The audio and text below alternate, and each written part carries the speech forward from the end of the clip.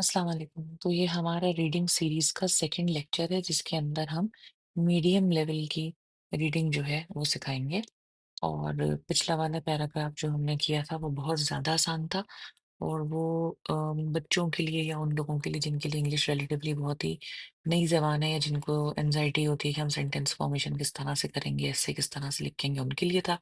और ये उसमें थोड़े से डिफ़िकल्ट वर्ड है लेकिन फिर भी ये काफ़ी आसान है, पढ़ने में आपको बहुत आसान लगेंगे।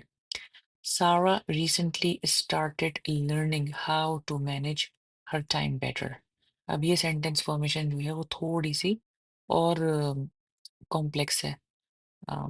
एवरी इवनिंग, अब यहाँ कॉमा आ गया यानी हर शाम, she makes a small to do list, यानी टू डू जो काम अभी करने हैं उनकी लिस्ट बनाती for the next day.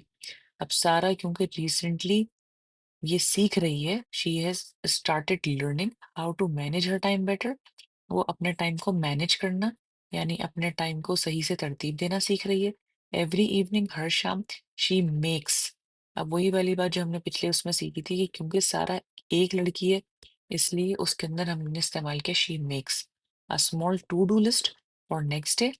This simple habit, ये सीधी सी आदत has helped her stay organised, इस सीधी सी आदत ने उसे हेल्प किया है कि वो ऑर्गेनाइज रहे एंड लेस स्ट्रेस्ड, और उसको परेशानी कम हो।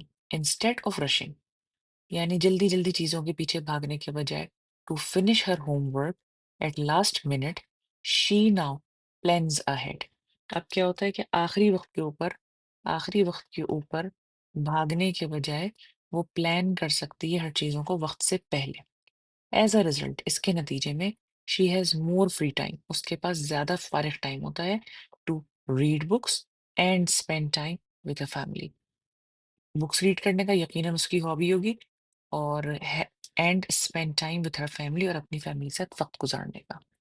तो इसमें जो सेंटेंस फॉर्मेशन है हमारे पिछले वाला जो पैसेज था उसके मुकाबले में ये सेंटेंस फॉर्मेशन जो है थोड़ी सी डिफिकल्ट है, जिसमें बड़े सिंपल सेंटेंसेस थे कि Ali wakes up early in the morning and he brushes his teeth and washes his face।